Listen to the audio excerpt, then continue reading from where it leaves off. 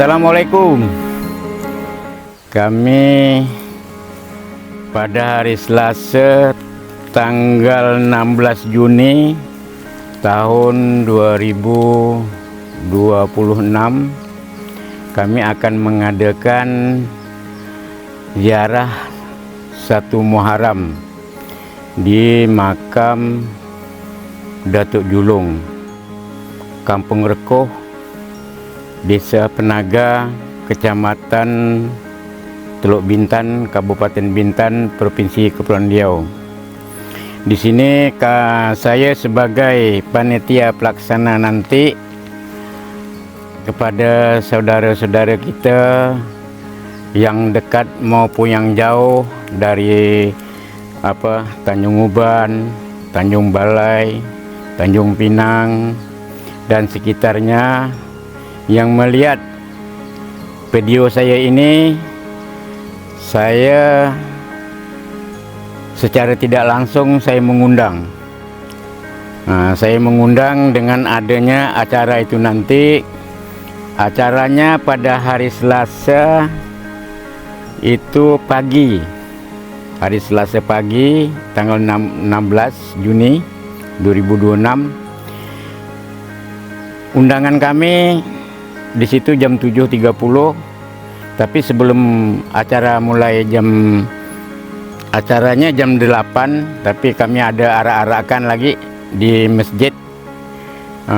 Seluruh masyarakat Kampung Rekoh ini ada gabung 2 RT, RT 07, RT 09. Kami nanti bapak-bapak dan juga pejabat-pejabat yang kami undang itu kami arakkan dari masjid ke makam Datuk Julung ini. Nah, ini makamnya.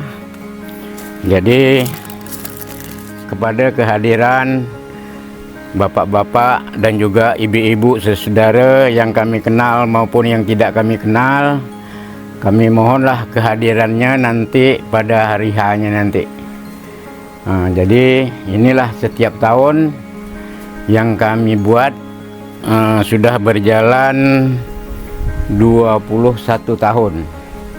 Kami mengadakan ziarah 1 Muharram di makam Datuk Julung ini, karena kami mengingat jasa-jasa orang tua Datuk kami ini sejaman dahulu yang sudah 300 tahun lebih abad.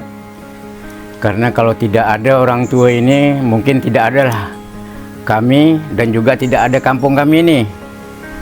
Jadi karena adalah orang tua ini, Datuk kami ini, Datuk Julung ini, jadi adalah kami ini sebagai cucu cecet dia yang ada di Kampung Rekoh ini. Begitu juga saya atas nama panitia nanti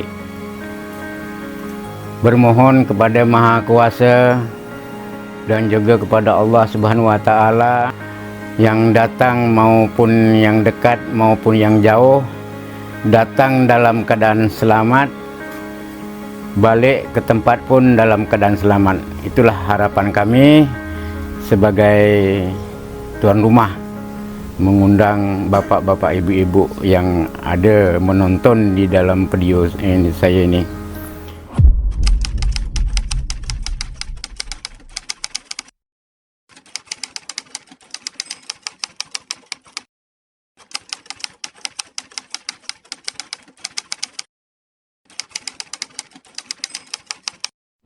Jadi kami bukan hanya sekedar untuk di Kampung Rekoh ini dengan masyarakat kami ini, bukan hanya sekedar untuk seni dan budaya, ibaratnya macam di tradisi.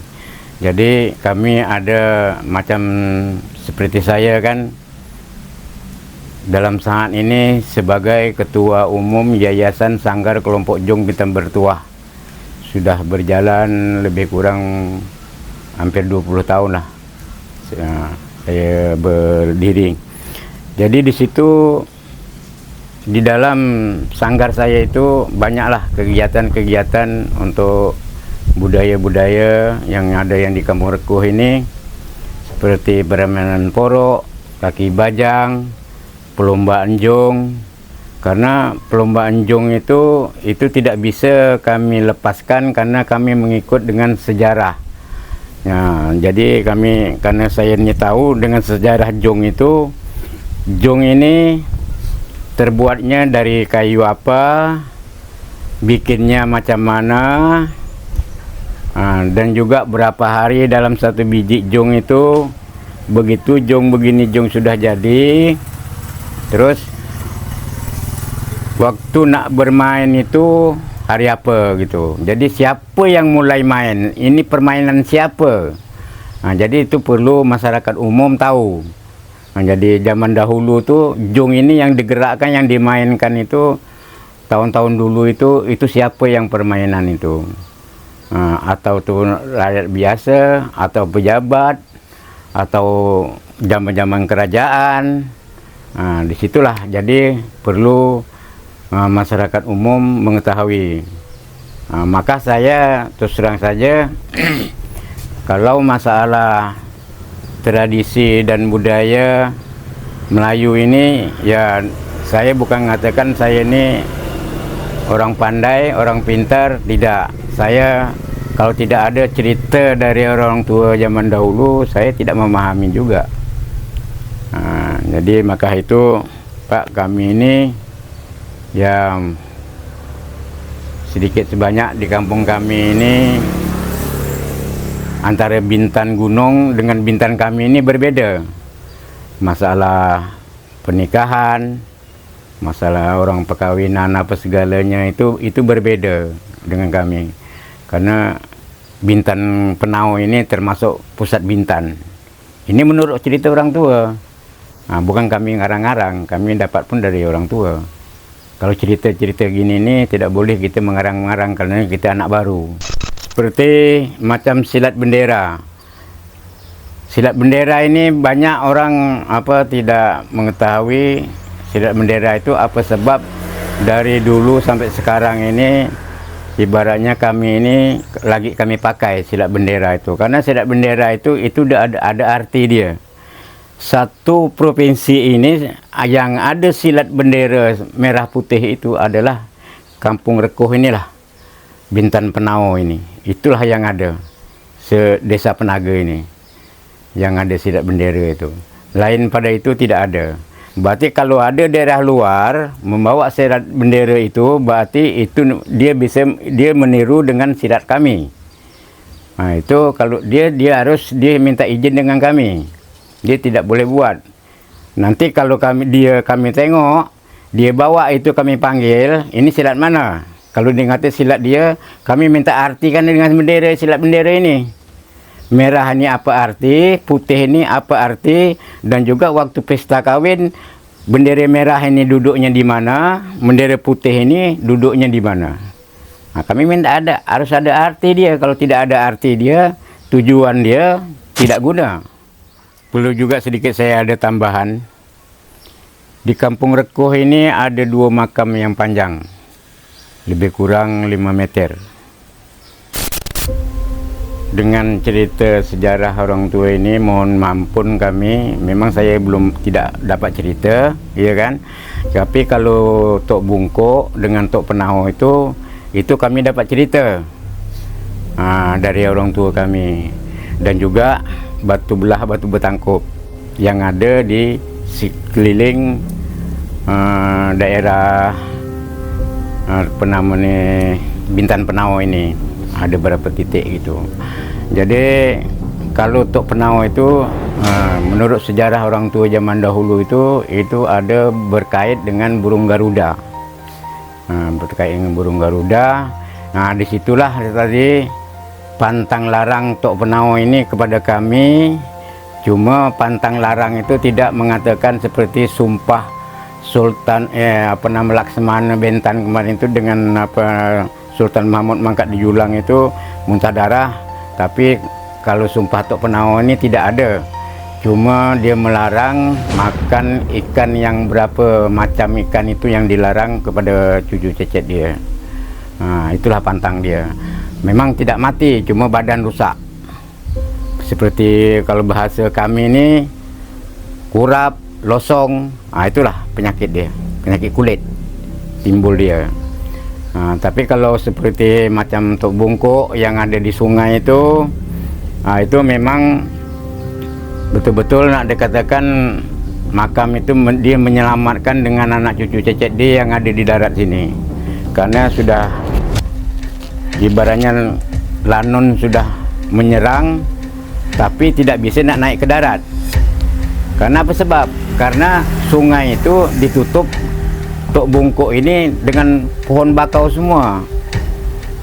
Jadi dia disitulah. Jadi panglima dia itu, angkatan besar dia itu, jadi matinya ditikam oleh buah bungkat ni tadi, dari Tok Bungkuk ni tadi. Karena dia merasa kelelahan mencari sungai tidak ada, jadi dia istirahat tidur. Jadi begitu dia tidur dekat situ, sekali ABK dia bangun, kerucu dia bangun, sekali nengok panglima dia yang besar-besar itu mati semua. Sekali nengok yang nikam ini tadi buah bungkat, yang nikam dada ulu hati panglima dia yang besar-besar itu. Jadi apa kata anak buah dia, ini baru buah bungkat, belum orangnya dia di darat, lebih baik kita mundur. Disitulah dia mundur. Menurut cerita orang tua zaman dahulu. Saya pernah bertanya nih, entah betul tidak ada orang tua itu menyampaikan dengan saya dia bohong dengan saya, atau dia tidak bohong. Kalau dia bohong, dia yang berdosa. Jadi saya hanya menyampaikan saja. Jadi saya bertanya, ada satu orang tua untuk saudara saya. Jadi saya bertanya gini dengan dia. Saya bilang, "Bang, apa sebab?" Saya bilang, "Kok makam yang daerah saya pergi Pulau Penyengat itu ada berapa makam itu kan pendek. Dia tidak panjang seperti makam kita di sini." Begini awang, kata dia. Ini Pak Aceh pun ikut dengar cerita Tok Noyang Mika dulu zaman dahulu. Kalau makam itu, kalau dia manjang, berarti dia sudah menjadi wali Allah. Dia sudah menjadi wali Allah. Jadi kalau makam itu dia tidak tidak manjang, berarti itu dia bukan wali Allah. Jadi saya jawab balik. Terus macam mana? Saya bilang kalau dia itu bisa manjang, bisa pendek. Maka itu awang, kata dia. Maka kalau kita nanam orang, kata dia, kita meletak nisan itu tidak bisa kita sebarang letak. Jadi jangan sepanjang mana lubang, sepanjang itulah kita letak nisannya itu, kata dia.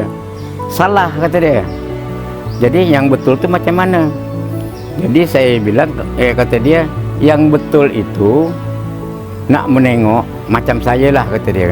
Saya ini kan ibaratnya sehari-harinya macam anak ini kan sudah tahu dengan sifat saya. Ibaratnya kalau sehari-hari saya ini kerja nelayan, ya kan, waktu sholat saya sholat, tiba-tiba saya meninggal, kata dia. Saya meninggal, jadi nisan saya ini ditanam, kata dia, ditanam antara hidung dengan pusat. Kok kelama-lama ni tadi, kok saya punya nisan ini bisa manjang lebih daripada lubang yang ditanam ni tadi, kata dia kan. Oh begitu cerita dia. Ya, kata dia, saya tidak tahu bahawanya saya ni wali Allah. Yang menentu itu tadi saya sudah meninggal tadi, Allah itu yang menentukan. Jadi begitulah cerita dia.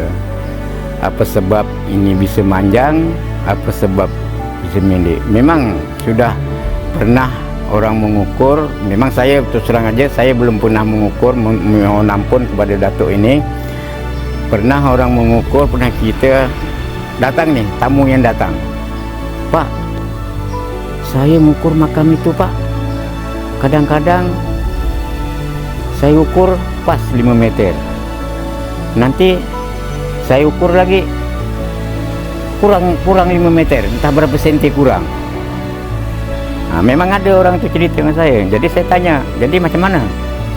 Jadi setelah 3 kali, Pak, saya ukur pas Jadi sekarang ini kan ibaratnya takutnya nanti para undangan itu yang arah dari Tanjung Pinang, karena sekarang ini kan jambatan kita ini ada 2 jambatan yang sedang diperbaiki. Jadi kita melewati Gunung Bintan dari Tanjung Pinang. Gunung Bintan itu dengan lokasi yang akan kami laksanakan nanti itu tidak berapa jauh. Satu tanah saja, tidak berapa jauh, lebih kurang 30 kilo lah. Di sini dinamakan Bintan itu Bintan Penau. Kalau kami ini adalah nama Bintan Penau. Pengunjung-pengunjung tidak memahami Bintan itu yang sebenarnya pusat Bintan itu di mana. Ya. Jadi saya jelaskan sedikit di sini. Pusat Bintan itu adalah inilah namakan di Kampung Rekuh. Itu dinamakan Bintan Penau. Jadi Bintan Penau itu dengan artinya zaman dahulu itu tempat apa namanya orang-orang tua zaman dahulu, yang orang-orang tua yang handal-handal, yang kuat-kuat, itu tempat dia bernaung.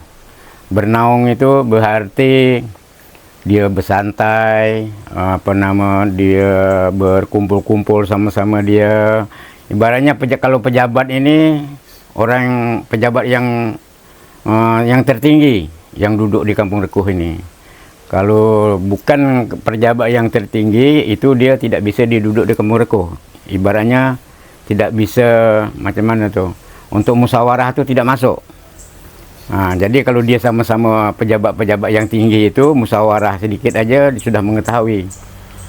Jadi di sini ada Kampung Rekuh ini perlu saya jelaskan. Itu menurut cerita orang tua zaman dahulu itu yang setelah 100 tahun yang lalu kepada kami, di Kampung Rekuh ini ada makam itu 44 makam. Tapi cuma dinampakkan dengan masyarakat Kampung Rekuh ini dengan anak cucu dia, cecet dia ini cuma hanya 3 saja. Ada ini satu, ada nama Tok Penau, lebih kurang 1 kilo dengan makam ini. Terus di sana juga yang di laut, namanya Tok Bungkuk. Jadi Tok Bungkuk itu, ya itu semua ada jasanya kepada masyarakat kami ini, semua ada jasa. Ada cerita dia, ada sejarah dia. Makam Tok Bungkuk itu.